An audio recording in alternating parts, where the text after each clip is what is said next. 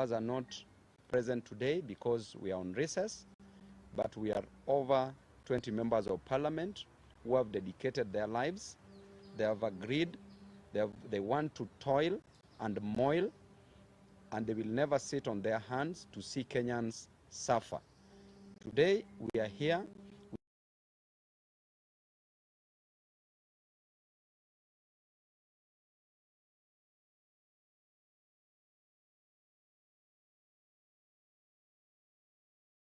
across the country, representing the interest of the aged also across the country.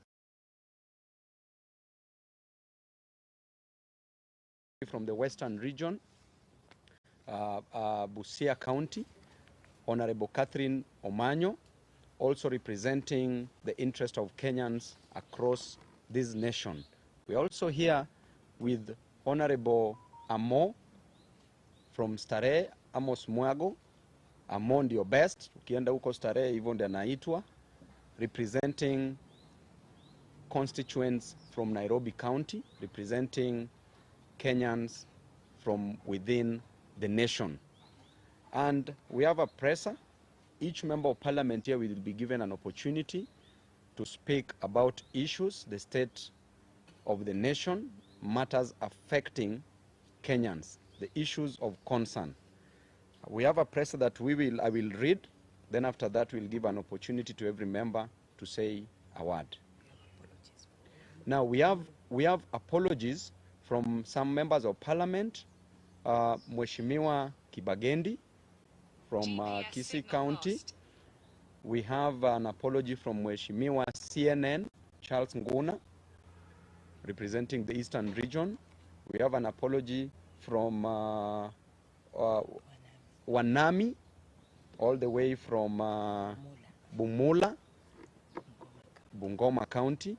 We have an apology from Mheshimiwa Umi. We have an apology from Mheshimiwa Mwenje, Nairobi County. We have an apology from Mheshimiwa Caleb Amisi. We have an apology from Mheshimiwa Kibagendi. We have an apology from Mheshimiwa Basil and other Waheshimiwas, from Mheshimiwa Ledama Olekina, and we also have an apology from Senator Eddie Okech. So we will read this, and we'll also give you a way forward on how we will be working as Team Ground moving forward.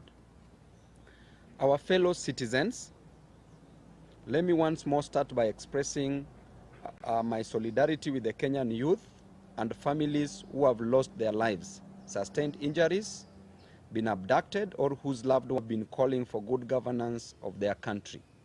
We are making this address in response to the many phone calls, text messages, social media uproar, and direct requests to us by distressed Kenyans who feel the political class has abandoned them after the recent constitution of a new cabinet by President Ruto. Number one, after suffering for many years because of bad politics, poor governance, corruption, and incompetence in the management of the affairs of their country, the Gen Zs and millennials of Kenya came out in large numbers to exercise their Article 37 rights to assemble, demonstrate, picket, and petition their leaders. In this bold move, they outlined the issues they wanted the president to address to reduce their suffering and to create opportunities for them. After withdrawing the draconian Finance Bill 2024 and dissolving his incompetent cabinet, President Ruto promised that he would engage in an open national dialogue to listen and get the issue at stake with young Kenyans before forming another cabinet. But in a show of contempt to the young people, we saw the president announce and put in place a new cabinet without any consultation with the Gen Zs and millennials of this country. He has since held no dialogue or any engagement to ascertain the problems that led to the recent protests. Fellow Kenyans, before any grass has grown on the fresh graves of our youth recently killed, before people who were badly wounded in the protest have healed, and while so many families are still searching for their loved ones who were abducted by state agents, we have been shocked to see President Ruto return to his default mode of shuttling from one country to another and on working from the top of vehicles, apparently launching invisible government projects. Ladies and gentlemen, we want to send a message to President Ruto in very simple but clear terms as the Gen Zs and millennials of Kenya have sent us to tell him that the young people of Kenya feel you are showing them contempt by ignoring all their issues and reverting to business as usual mode while they are hurting from the burdens imposed on them by the failures of your bad policies. The young people are not happy with the fact that you have refused to offer compensation for the families whose loved ones were shot and killed by the police on the instructions of your agents. The young people are unhappy that you have refused to pay for the medical expenses of the people who were wounded by the police. The Gen Zs and millennials of Kenya are unhappy because you have refused to free the youth who were abducted by the police. And you have refused to drop the trumped-up charges against the peaceful demonstrators who went to the streets to ask for good governance of their country. The young people are shocked that you have refused to drop the new funding model of college and university education, which is forcing them to drop out of college. The young people are asking you to show them the practical steps you are taking to create jobs in Kenya to pull them out of this high unemployment. Mr. President, the young people are asking you to take immediate action to lower the high cost of living that is driving them crazy. The young people of Kenya are asking that you show them the reforms you are proposing to address corruption and looting of government resources by people who are under your direct supervision. They are asking that you show them the reforms you are undertaking to improve the competence and quality of your bureaucracy to enable the government to be responsive in service delivery and development. Mr. President, it is a matter of just a few months and another finance bill 2025 will be facing Kenyans again. The young people of Kenya are worried that on March 2025 will find them with no change at all, and they will be forced back to the streets to protest poor governance and poor policies and to reject the finance bill 2025. As a youthful leader in this country, together with other youthful leaders and other leaders, we want to appeal to you in a special way that you take your time off the top of your vehicles and sit down with your top advisors, including your new cabinet, and review and change the bad policies that your administration unleashed on Kenyans for the last 2 financial years. Kindly consider the welfare of the children of this country. Please engage the youth in this country and show them that you care for them. Take practical steps to demonstrate that you have the interests of the youth of Kenya at heart before you revert to your default mode of stating in public things that you don't mean and you don't intend. Mr. President, walk the talk. Swing, don't sing. As a Christian, we say you do not do what you say in order to restore the vital trust that should exist between the people and their government. We want to remind you of the words of J.F. Kennedy, that those who make peaceful revolutions impossible make violent revolutions inevitable. Do not tempt the young people of Kenya too much. They have given you a break to reassess your priorities and get things right. They are shocked that you can't get anything right. And lastly, I want to say that should you fail to deliver to Kenyans, there's only one person that I know that will be easily defeated in 2027.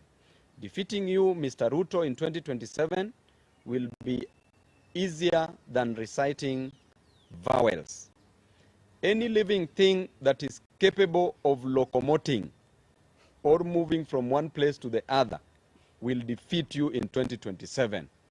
Even if you take a goat and dress the goat and put it on the ballot, will defeat you in 2027. Thank you and God bless you. Let me take this opportunity to give Mheshimiwa Mudhoni. Sorry, Gathoni. I'm used to my wife's name. She's called Mudhoni. Gathoni Wamuchomba to address you. I'm happy to hear I'm in good books. I'm in good books in your house. You're in my heart. The next preference. Thank you very much, my colleague and friend, Honorable Babu Owino. Mine is to just add weight to what statement we have issued as Team Ground. And I want to be a little bit more assertive on matters life. You all know that we have had very many conflicting reports coming through on how many young people who are protesting in the streets were abducted, how many were killed, how many are still missing, how many cases have been processed by IPOA, and I'm sure you know that no agency is giving us information that is matching with the other. We have had engagement with Kenya National Commission on Human Rights, and we have their report here. And the report that this agency is giving us is that they have registered 61 people, young people who protested and died.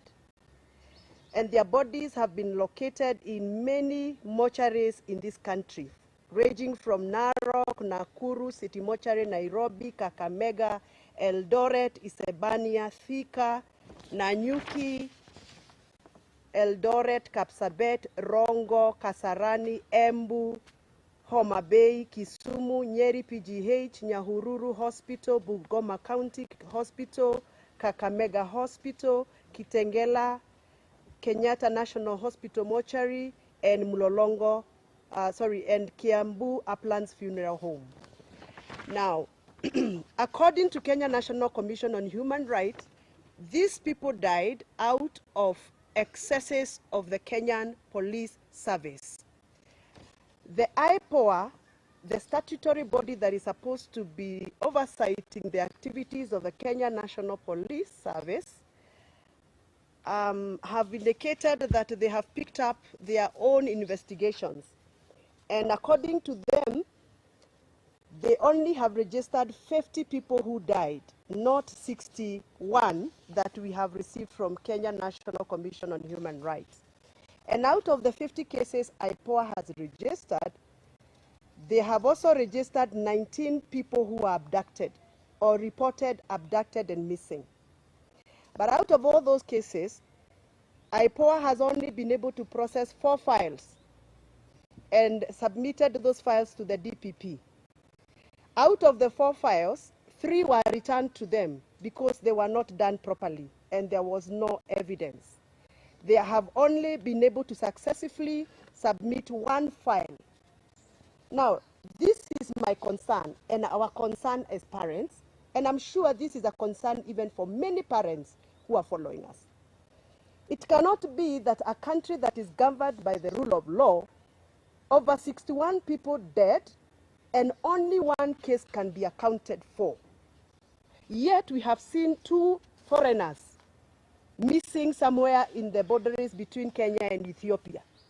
And you have seen the IG and the acting IG and the DCI personally go to that area to locate 2 foreigners who are apparently missing.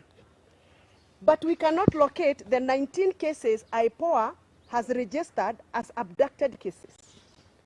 Does it mean that foreigners are more important than Kenyans? Are we still being governed by the rule of law? Are we still following the fundamentals of human rights protection as enshrined by the Kenyan Constitution? So for me as a mother, representing many mothers and many fathers of this country, we want to echo our complaint, our dissatisfaction with the processes that the government of Kenya has put in place to provide accountability for the protesters who were abducted and those that were killed. The president is on record saying that his government is going to come up with a program for compensation, to compensate the families that lost their loved ones, to compensate the families of those that have patients in the wards and some patients at home. And we have not seen any effort by the government to even come out and tell us, now that this has happened and 2 months are gone, this is what we are going to do as a government. So we want to call upon the new Minister of Health, who has just been sworn in. We want to call upon the Ministry of Interior, now that we have the cabinet minister already approved and vetted and sworn in.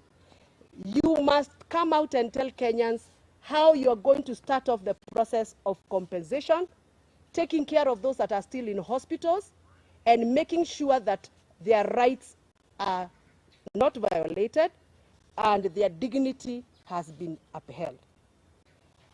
On matters to do with education, funding for universities and colleges, as a member of parliament, I have received a lot of messages from the young people. They feel like the government of Kenya has abandoned the young people. There is no straight communication coming from the government on how the new funding model is going to salvage the lives of so many young people who are stranded in homes, expected to report to colleges and universities.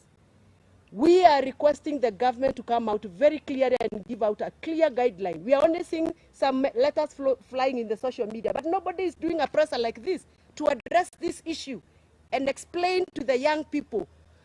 You cannot treat young people like they are second-class citizens of this country.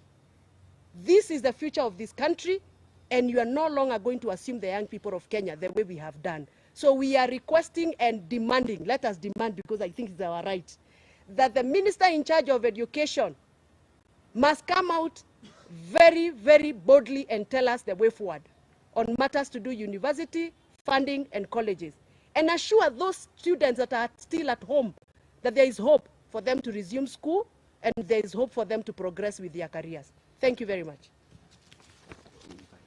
I want to invite my sister, the lovely Catherine Omanyo, to say something.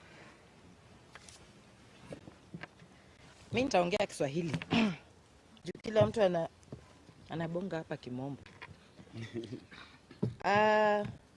Nataka kuelezea wananchi wa Kenya kwamba hatukuangukia mkono mzuri kupata president kama Ruto. Hapa awali amekuwa busy anarandaranda Tokyo, Japan, sijui Japan ndio wapi, Tokyo ni wapi. Kila saa kwa hewa. I think hiyo ndio adventure anapenda, hobby. Ilikuwa inaitwa hobby tukisoma at what are your hobbies. Because sahi namuona tu juu ya maprado kila saa akirandaranda. Vitu serious zikitendeka simuoni akienda huko. You can see where his heart is. Kujionesha ma-PR mingi. Briefcase projects ndio anasema ame-launch. Lakini kitu yenye napeana impact kwa mwananchi wa Kenya aseme walai tuko na president na nusu, hakuna. Juzi toi hapa imeungua, hakushughulika. Hata kusema tu poleni, nothing. Hata huko Kware mili zinachomolewa kule. Kitu yenye hata singeangalia na macho na nyamaza na lilia kwa moyo nikisema what is this really in Kenya, ama ninasoma tu vitu kwa newspapers. Hakushughulika. Lakini akisikia kadili utamuona kwa majet ya 200 million yenye tungejenga ka industry hata kule kwetu huko na Mbale ya Jinari. Tuna very good weather ya kupanda cotton. Lakini trips zake tu moja pekee inaweza jenga Jinari. Na angeamua every 6 months kajinari kamewekwa mahali. The 47 counties sasa tungekuwa na vitu zinaandika our young people.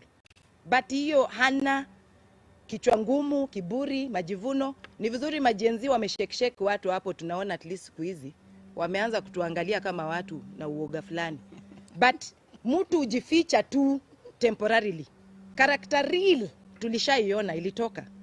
So ni jukumu letu sisi wenye tuko kivyetu, wenye walielektiwa, wenye pia walitu elect, kuhakikisha that we do not even one moment get duped, because that is how we get duped, that now things are working and then before you know it you're dumped.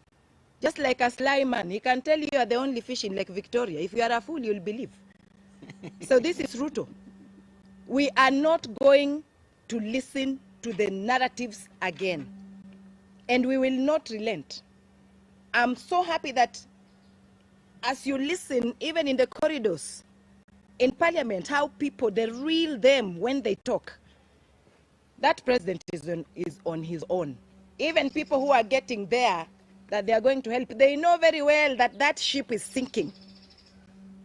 And even if they are patriots, they will try to help him swim out. But it is a tall order. Reality is, hata watoto wetu ya university wenye wanatakana kwenda university wenye wamesema hakuna haja, watadifaa, wataruka, and then waone vile in future kutakuwa. You know, why postpone a life? We live today. Tuachane na hiyo vitu at new model, tutaki kizungu mingi. Hiyo help ilikuwa inasaidia mtu kama mimi. I didn't have a daddy, I didn't have a godfather, but things kama help hizo zilikam through. Sahi ninaweza jidai hata mimi nilifika university nilisoma because of that. So if it worked, what has happened for them to start now saying no, we need a new model? No. Hao watu ni masonko, wana anything, wanaweza hata leta lecturers kwa their rooms, bedrooms kufundishia watoto wao kwa pilo. But wale hawana hiyo, tuachiwe hiyo old model ya help. Mtoto aende shule, alafu help ita come through, alafu kuna vile tu life ukuja, vitu zinaingiana. So tutaki everything new, mara CBC, mara nini, everything new, ma belts, ma jackets, the crocodile. We are not interested.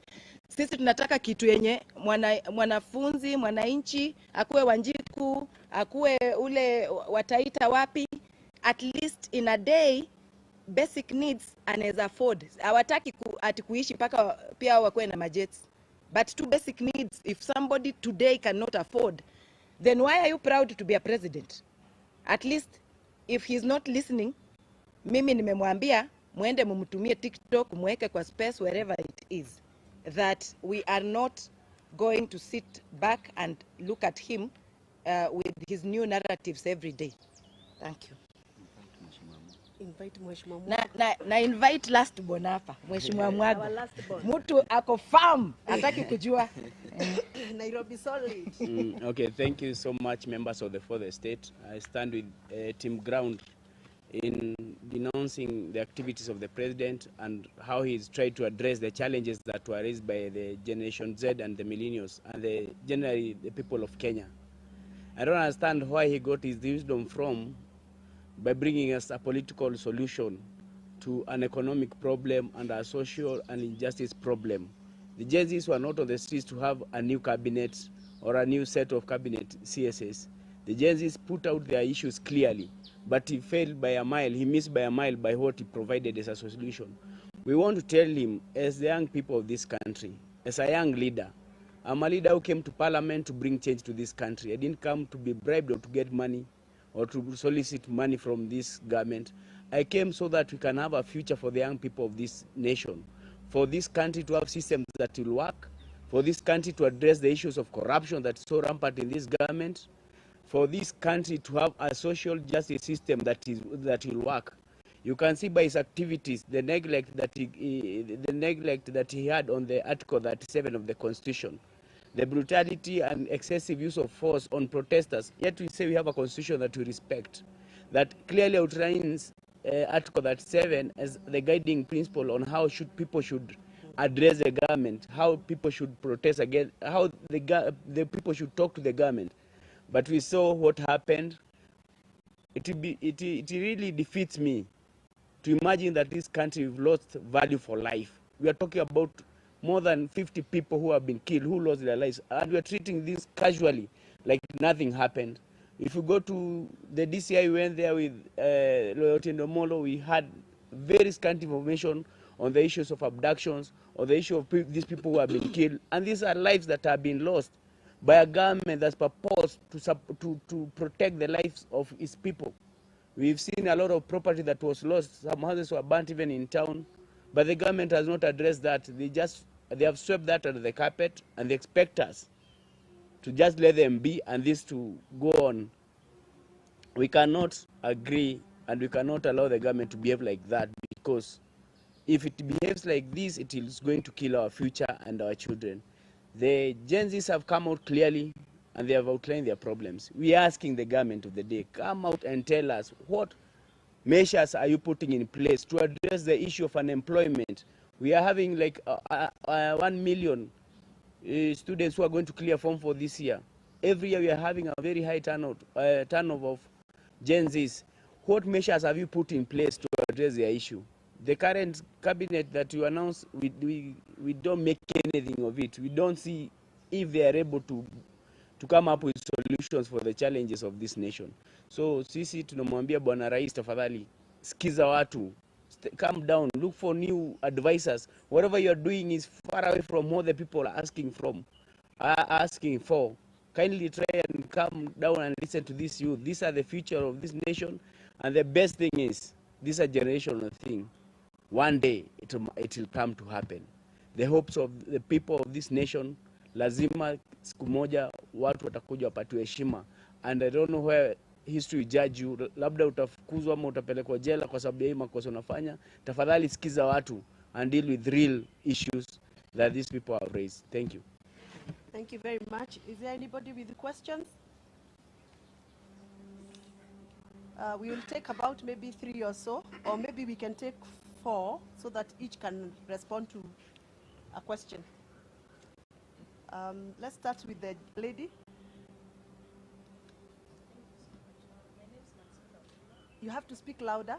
Thank you so much. My name is Maximila Ofula, right from the county.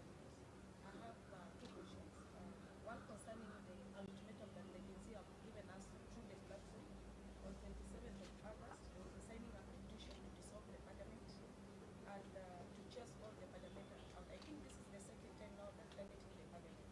Will you be part of that petition? And also the same day they will also be occupying the Supreme Court. Will you be part of the same that petition also occupying the Supreme Court was voting now? Then secondly, from the interview of Wandini to the Citizen, he said there will be no 2027 election. Election will be before that. What's your point? Okay. Next question. I'm sure you're noting that. Yeah. Her name? Wafula. Wafula. Maximum.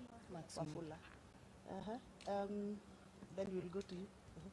Eric Orenga from Citizen Radio. Eric. Seems the broad-based government that was formed has killed the magnitude and the vigor of the protest. I don't know, as young parliamentarians, what do you have in place as the alternative to tackle or to push harder the government in your demands? Okay. Thank you, Eric. The one in glasses.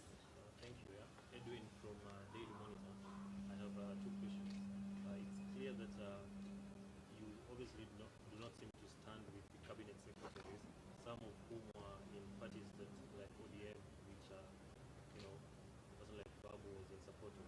So your message to these cabinet secretaries, do you support them joining the administration, and what remedy do you think? You have made it clear that you don't think they of any help to this administration. So what advice do you give them if at all they have joined a sinking ship? And the second question is pointing at something to do with the Wanjigi story that was mentioned. Yeah. What's your take as Team Ground that an administration can go after the family of people who actually point fingers at what should be done better as a party leader? Okay. What's your take? I guess those are how many? 4? Yes. 4? Can we do the 4, or you have a pressing one? Yes. Okay.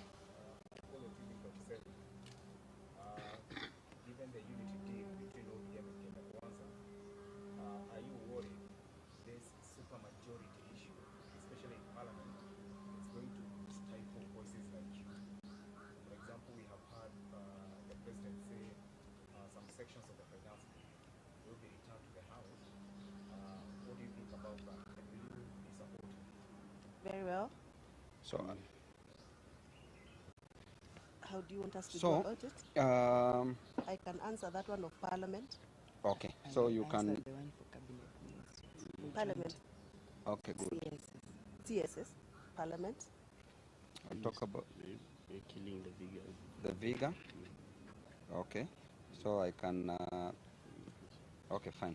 Just start Okay. then. Just start. Ningelipenda kusema kwamba mtu yeyote ambaye alijoin government, hata kama alikuwa ODM na akajoin huko, although article 232 inakubalia president kuchagua mtu yeyote kufanya naye kazi, hatutazubaa tu kuangalia wana west wa Kenya just because walitoka upande wa huku kwetu. So waende huko wakijua kwamba walienda kufanyia wananchi kazi, na kama hatutaona anything wanafanya pia tena watoke tu. Cha pili, president wetu ni kama ndio referee wa elected leaders wakichapana. Huko Kisimu uliona kitu ilitendeka. Yeye ameenda pale, watu wanabuu huyu, huyu anabuu huyu, ako pale ako kama referee. So hao wenye wameenda huko kama CS kusaidia, waone hiyo weakness na wamsaidie kufanya kazi. So we will not relent, we will not smile with anyone who has joined the government and is going to joke again and waste Kenyans' lives. Thank you. You'll answer which one? Yeah. Okay, broad-based. On that issue that you've raised about the broad-based arrangement that has maybe stifled the vigor of this protest and what, we like to urge Kenyans, or the Gen Zs, the millennials, let us not relent in this fight. Let us make sure we push this fight on, because there's no solution that has been offered as yet. So as young leaders, we are going to make sure we engage the public and point out all the evils that are happening in some of these bills that are brought in Parliament, these motions, what we think Kenyans should not support.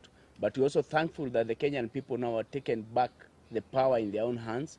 We passed the finance bill by the people's power, led to rejection in totality by the president. So these are some of the avenues or other approaches that we're going to give more information to the public and seek their support in pushing for the agenda. As young parliament, as young leaders, we need to get this information out there to the people so that they can support us. Even if they have a majority in parliament, we saw the majority is now on the ground, on the streets, and that is the approach that we are going to use. Thank you.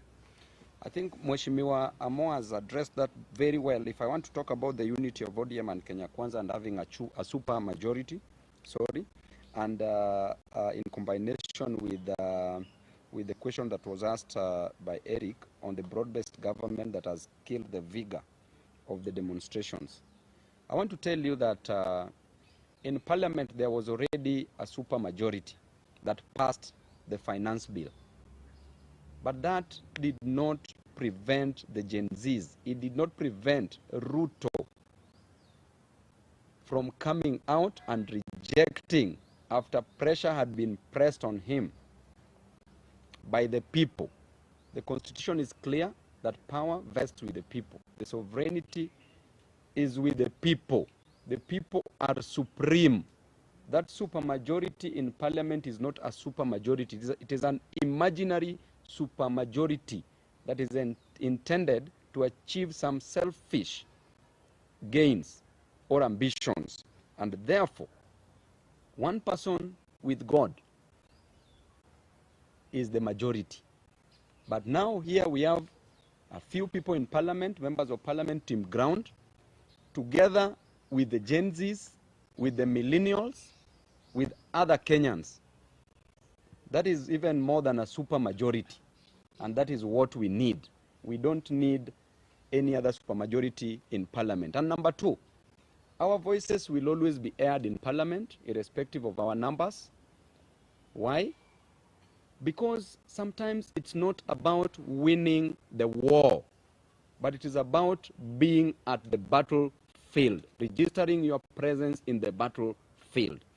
Our presence will always be registered, irrespective of our numbers.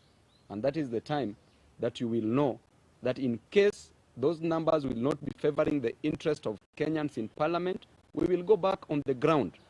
Gen Zs can always come out together with millennials and still make it right. That supermajority, if you saw the way they were running under the tunnel, then you would have known that there is There was no majority there. There was the minority. So the next question is about Jimmy Wanjigi. Of course, you talked about Ruto invading Jimmy Wanjigi's privacy. I want to just quote Ruto when he used to say, to paraphrase, he used to ask the former President Uhuru Kenyatta to spare his family, not to kill his children, to spare his children and his family. What is he doing? He's now gone below the belt. He's now targeting people's families. And we want to tell you, you also have families, my friend. Just the same way Moi is now a former president, Kenyatta is a former president, Moi is a former president, Kibaki is a former president, Uhuru is a former president. You are going to be a former president. These children of yours are going nowhere. So do not intimidate people's children. Because when your time reaches, there are those people who will hold the yam and the knife and will give you your share, your fair share. So don't intimidate us. Everybody is going to die. Nobody dies prematurely. So you can't intimidate us with death. Our children already know that we are political leaders. It's not news. Embarrassment is our other name. So don't think that we can be embarrassed by these petty issues. We are going to fight for our people. So I'll leave it at that, then leave it to Mheshimiwa. And lastly, the MPs that you are calling the supermajority in parliament, I want to tell you that these MPs already know that the ship is sinking.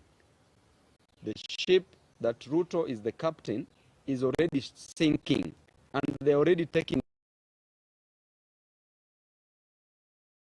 Now we know that you will be clutching very soon on imaginary straws, and you will sink with that ship.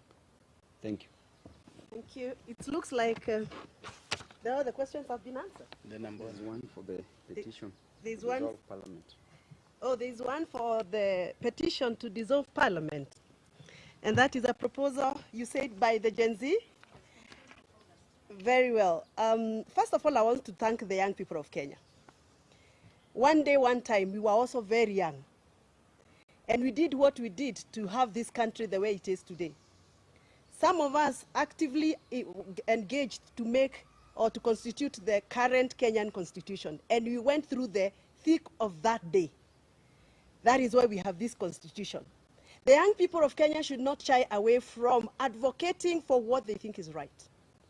The young people should not feel guilty for being on the road to present petitions to Parliament, because that is their right as enshrined in the Article 31 of the Kenyan Constitution. The right to present public petitions to public authorities. It is their right.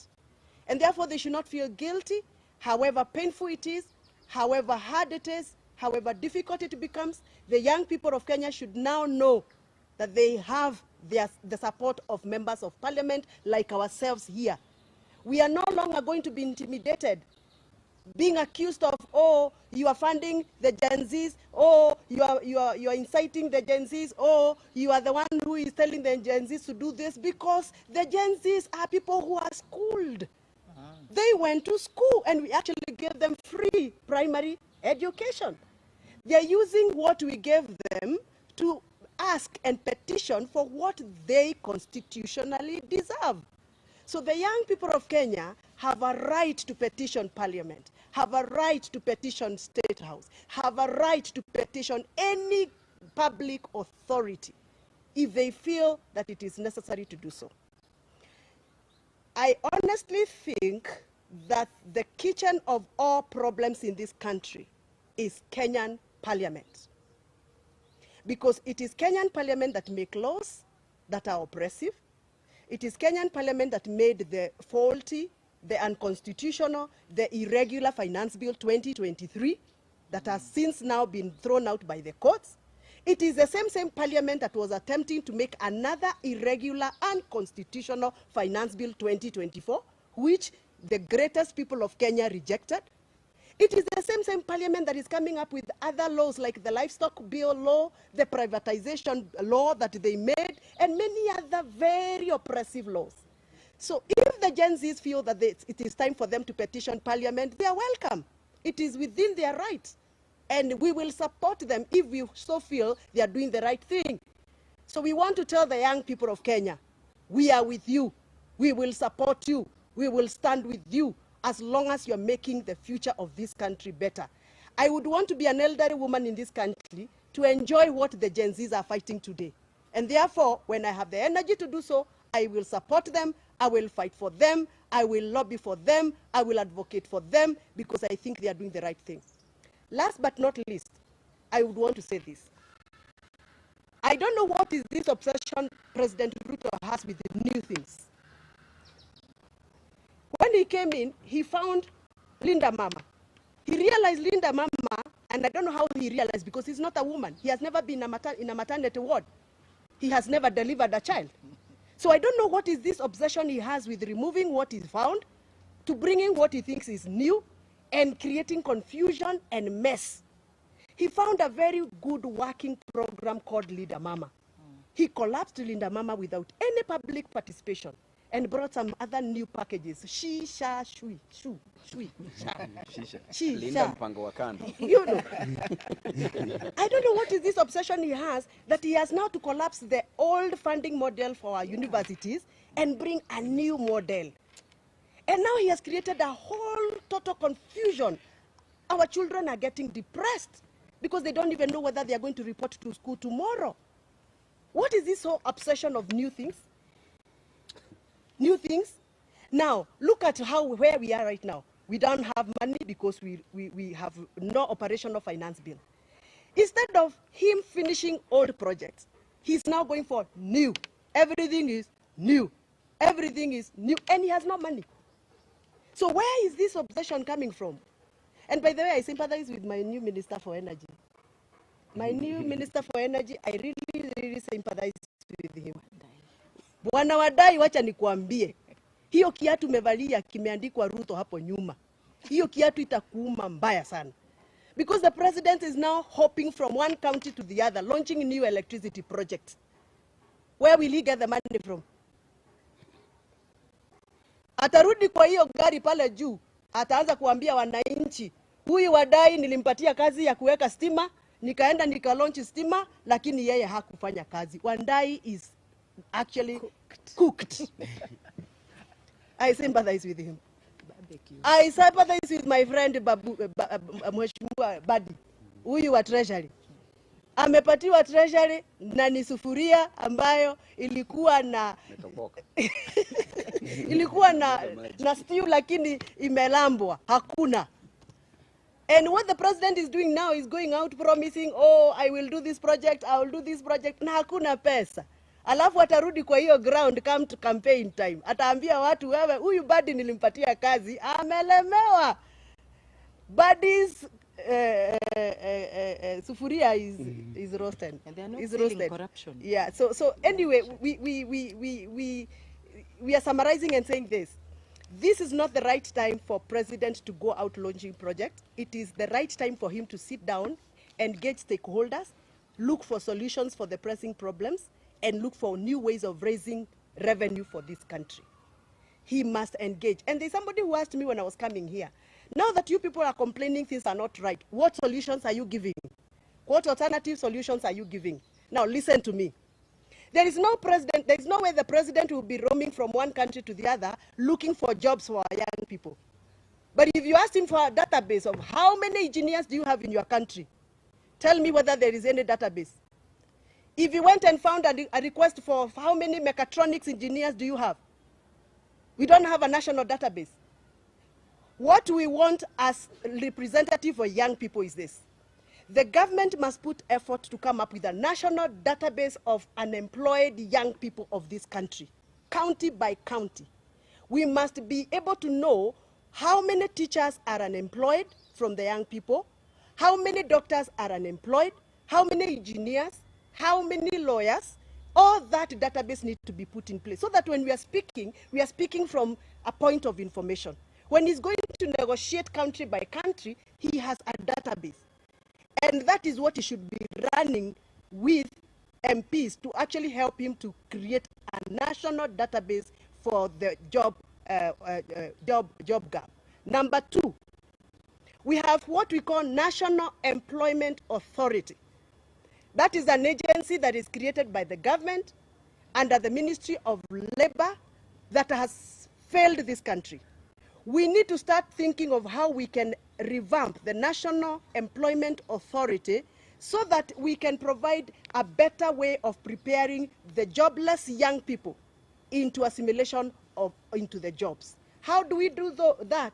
By making sure that the National Employment Authority has offices in every county, so that people in my county, Kiambu, can actually access the offices at the county level, register themselves, and get to know what opportunities are there. Right now, the only person who tells us that there are jobs being advertised, for example, in other countries, is only the president on top of his car. The young people of Kenya don't know where to go to look for that kind of information. So we need these authorities' offices in every county. Last but not least, all the local employers in this country, the manufacturers, like the people who work under the Kenya Association of Manufacturers, the people who have a capacity to employ our people here in Kenya, we need to engage them so that we know how can we work with them partnership so that they can start absorbing our local people, even if it is on an apprenticeship program or attachment program. For example, if we came up with a program and said, we have 3,000 employers in this country, manufacturers, people who are manufacturing locally, and they have the capacity to employ young people. We give them some tax incentives. A tax intensive that you say, Karibu Mheshimiwa, that if you absorb, for example, 5 young people in your company, you will enjoy this amount of tax subsidy or incentive from the government. So we need to start thinking of how we can partner local manufacturers, local traders, local employers. We give them some tax rebates so that they can be able to accommodate more young people in this country. Otherwise, the issue of joblessness is a very serious issue. The president of Kenya will not sort out the issue of unemployment by bringing Raila Odinga or whoever else in cabinet or in government, because that is an economic problem that will not be sorted out through political remedies. Thank you very much. Mheshimiwa amefika, wacha aseme jambo. Atuambie vile wenye kuuza ndengu unataka kuniuliza bila mimi license watalipa 1 million ndengu. Sorry? Thanks to the High Court, the road maintenance levy that was increased by 7 shillings has been nullified until, of course, the case is heard and determined. But there's a new proposal by Kenya on tolling the major roads. What do you say of that? I just want to comment on that issue. If you want to put toll stations all over, please build the new roads and put the toll stations instead of putting toll stations already in roads already constructed by the taxpayers' money. So that is an issue that is not supposed to even to arise. All the existing roads we are demanding, we are not going to have toll stations on the same. And why do you want to charge private citizens of Kenya, why do you want to charge them to use public roads that they contributed money and they're even paying through loans? So this is the principle of double jeopardy, where you are charged double. You are charged taxes to build that road, or a loan is taken and you pay for that road, and at the same time, to pass through that road, you have to pay for it. So generally, you should not be charged for using your own road. Which country charges its own citizens who are poor to use a road? Imagine. Honestly speaking, even walking, even moving, it doesn't want us to move. So anakudharau while you are dead and living, na anakudharau while you are also moving. We understand that, Ruto, we know you very well. You don't respect human beings, maybe because of your background. You did botany. We know that when we give you a leave, you are only concerned about stomata. That is why you want to plant 10 billion trees. You are concerned about the apex of a leaf, the midrib, the stalk of a leaf, the stomata, the chlorophyll, and the pollination of a plant. And grafting. So honestly, respect human beings. So, Mheshimiwa, you can talk about something in 1 minute and then we... Can I say something about Hustler Fund, which is the road Does it still exist? Still there? Actually, as a member of Special Funds Committee, we are out in the audit report for this financial year to see how Hustler Fund has really performed. But based on, as an economist and also an auditor, in terms of accounting, I can tell you we are going to have an adverse opinion on that fund, because even the modality, the board was not there when it was starting, the fund was unconstitutional. There's nothing much actually to comment on the same, but I thank the Kenyans who took the money. And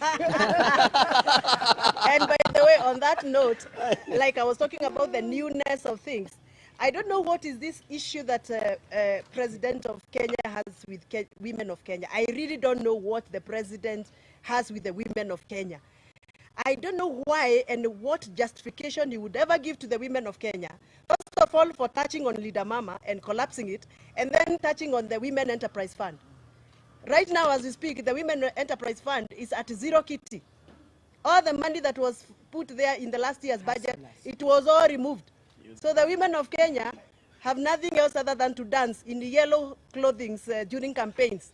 But after campaigns, everything that the women of Kenya had in this government has been scrapped off. And that is why, personally as a woman, I'm a very, very vibrant advocate of women issues. I feel like the Kenya Kwanza government has zero chills for Kenyan women. Yes. Na tuna reject. I think we are okay. Tunashukuru sana for your time. CNN soldier. Hey, CNN, finally you're here. This is mine.